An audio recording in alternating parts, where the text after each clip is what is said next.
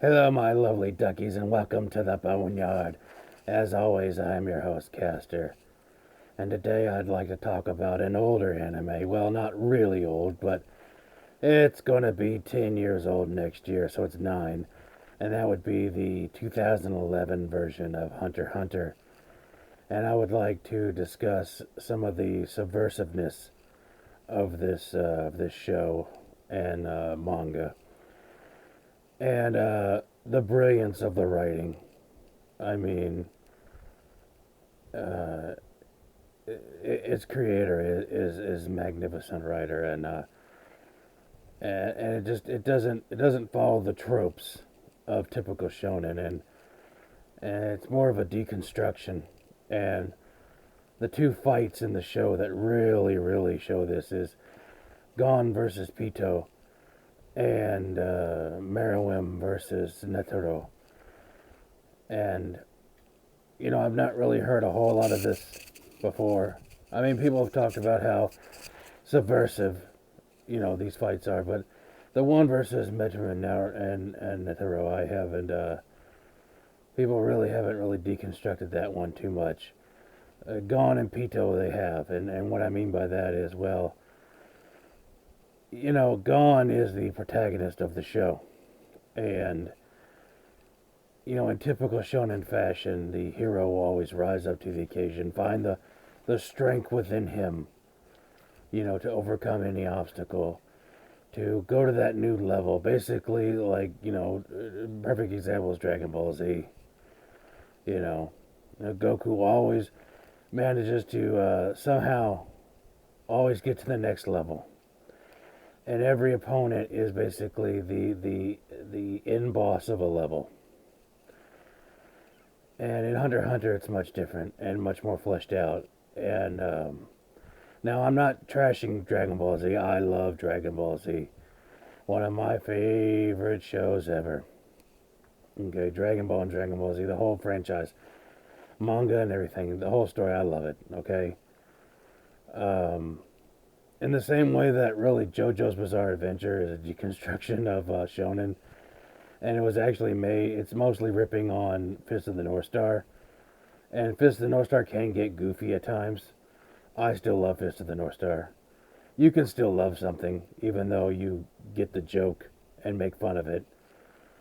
Um, but as I digress, everyone talks about the fight with Pito and Gon, and how really he sells his soul to the devil. Really, instead of finding the strength within to fight his enemy, it's pure rage. It's not. Goku in Dragon Ball Z would get mad. When spoiler alert. Okay, and that's another thing too. Spoiler alert for all people who haven't watched Hunter x Hunter. Don't watch this. Go watch the series first, then come back. But for Dragon Ball Z, if you haven't watched that yet, you're out of luck. You've had plenty of time. So, anyways, in Dragon Ball Z, when Krillin dies by the hands of Frieza, and that kind of triggers Goku to go into Super Saiyan. It was his anger over his friend dying, and with Gon, it was the same thing. It was the anger over Kite, but the difference in it is Goku was more of righteous indignation, and that Frieza needs to be put down for the good of the universe. Whereas with Pito and Gon, it was straight up revenge. And it was pure, unadulterated rage and hatred. At the end of the day, Goku still didn't really hate Frieza. He in the end of the day, he really just pitied him. Even later in Super, he tells him, if you weren't so evil, you'd be a great sparring partner. There's that bit of pity to him. He still wants to see the good in someone. And Gon said, no, I want this person dead. And he was willing to basically trade his life to do it. And so that's where you get the subversiveness, where basically it isn't any kind of virtues that the hero possesses that save the day. It was selfishness. It was basically, I'm going to trade my life for this one fight, not caring what that would do to other people. As we've seen after the fight, that Gon had affected a lot of people, and this hurt a lot of people, especially his best friend Killua. Uh, you know, um, but people have talked about this before, that that was really a deconstruction of where Gon loses his humanity basically, and Meruem tries to find his.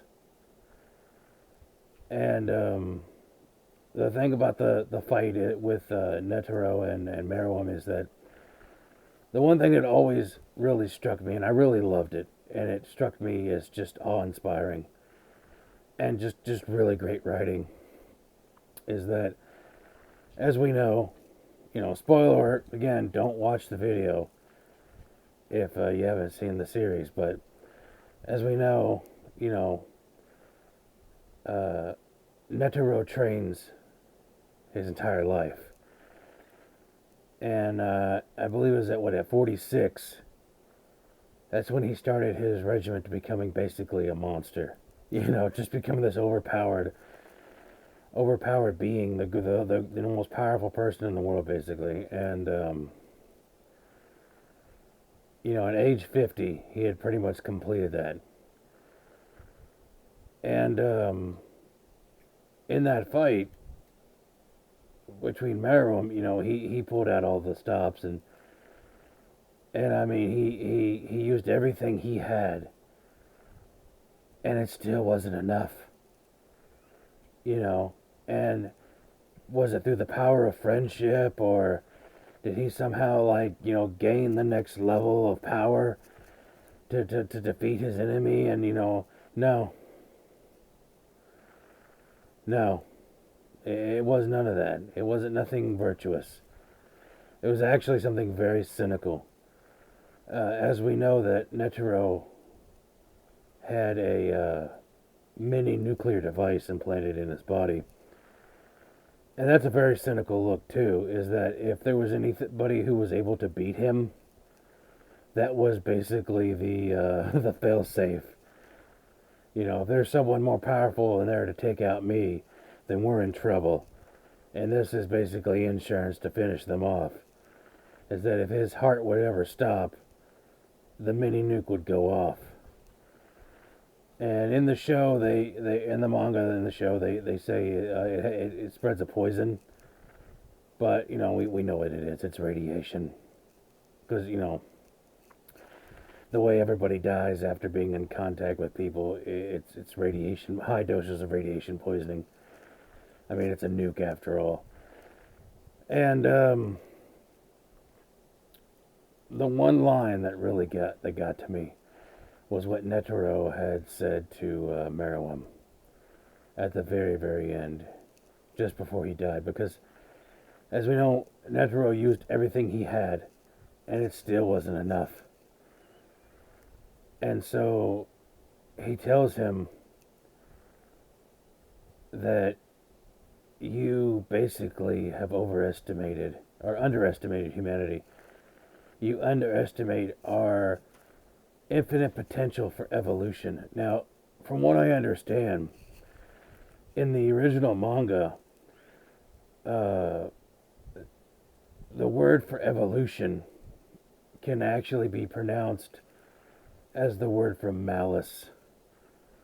And I think that's some clever writing right there, because, and that's what I got from the subtext of what was going on.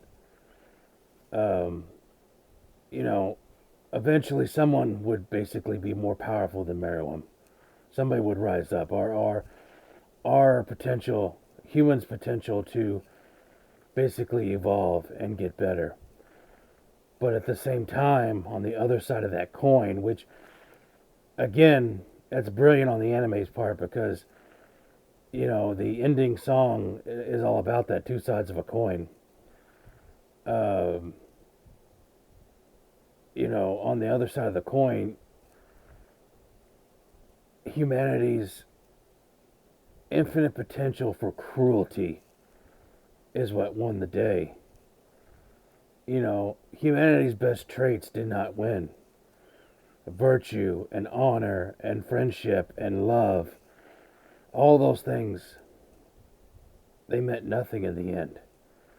And it's actually very, very nihilistic. And, I mean, it's quite depressing when you think about it. And the thing that actually saved humanity was its ability to be absolutely cruel and malicious. It's like, what can you do to us that we have not already done to ourselves? We kill each other off by the millions. What can you do to us? Humanity is a lot more terrifying when you think about it. And that they would actually create weapons to destroy as many people as possible in a short amount of time. That's messed up when you think about it. Um, you know, there is no such thing as a weapon that's so powerful that it ends war. That basically, it's really folly to think that there would be a weapon so strong that people would be afraid to use it. That's just dumb thinking, and it's been proven wrong time and time again. I mean, in the real world, look at things like the machine gun. The machine gun. When people saw the machine gun, they thought, "My God, this weapon can just decimate people, a ton of people, indiscriminately." When you have a rifle, you look at the person you're shooting, and so it's a little bit more intimate in a way. You're seeing who you're killing, but with a machine gun, you just mow people down, and you do not see or care who it is. And as we've seen before, with war, you know, uh, people don't care. People will use that power. Look at dynamite. People thought the same thing about dynamite, that it's destructive, because at that time that was probably the most destructive thing people had seen, was dynamite, and they were like, "My God, the power scale." That was what the power scale at one point. Dynamite was on top. It was the top meta, and people saw that and were like, "My God, this is terrifying." This right here. Who would it be? Who would use this? This is too terrifying to use. Oh, Ducky, there's plenty of people out there who would do that, and that's the same with nuclear weapons too. That there's plenty of people out there who would use it without a second thought. And so that's just one thing I wanted to discuss, was that I thought that was so great, that section there. And honestly, when he says that to Meruem, when Netero says that to Meruem, that you underestimate humanity's infinite potential for evolution / malice. Almost lost it. The narrator says, in that moment, Meruem felt fear, genuine fear, for the first time. And no shit, I did too. Cause like when I first saw that, I got chills down my spine. I was like, "Oh boy," and I knew exactly what that was. It was humanity's infinite malice is what saved the day. And what won the fight with Gon was his selfishness and rage and bloodlust, and his not rising up and having, being virtuous, but to basically be an animal, to sacrifice, to sell your soul basically to get what you need to get done.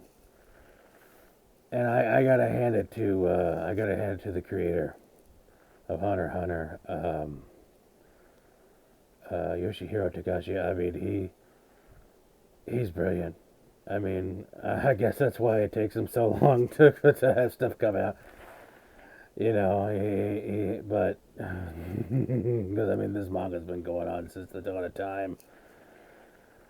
Um, but yeah, I just want to sit here and bask in the and how great Hunter x Hunter is. It is one of my top favorite animes of all time.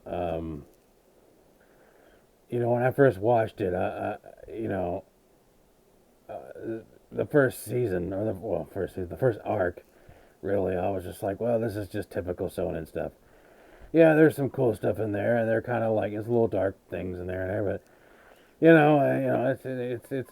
it's just standard shonen fare. And then, yeah, it quickly got darker, and I was like, yeah, this is not like any other shonen I've seen. This is amazing, and it's such good storytelling that to where you're just on the edge of your seat every single episode, wondering what's going to happen, because anything could happen. You know, people getting killed all the time. You know, it's just, oh, I just love this show so much. Well, Duckies, I just wanted to discuss that a little bit, get that off my chest, you know, and just talk about that. I was thinking about that today, actually, and I thought that'd be a good topic for a video. And I would love to hear some of your comments, so please like and subscribe to this video. And please leave a comment in the below and tell me what you think. You know, comment on what we're talking about and maybe anything else you want to see in future videos. Tomorrow, as of this video, tomorrow on Wednesday, I'll be doing another ReZero video. I kind of want to do them every week. You know, I want to do them like the day they come out, and so they're kind of fresh in my mind and give you kind of like a reaction and what I think of each episode. And you know, we'll discuss it together. You know, leave comments down below. And we have more gaming videos coming. You know, more modding videos coming on. So you know, don't worry. I'm not switching content on you. Like I said before, you know, we're going to be talking about everything under the sun. No one has a singular interest. So hopefully, you know, I'll talk about multiple things that you like. And you know, again, there's something you want to discuss or talk about, let me know. All right, my duckies. Stay safe, be good to each other. And remember one thing. When you look into the abyss, sometimes the abyss looks back at you.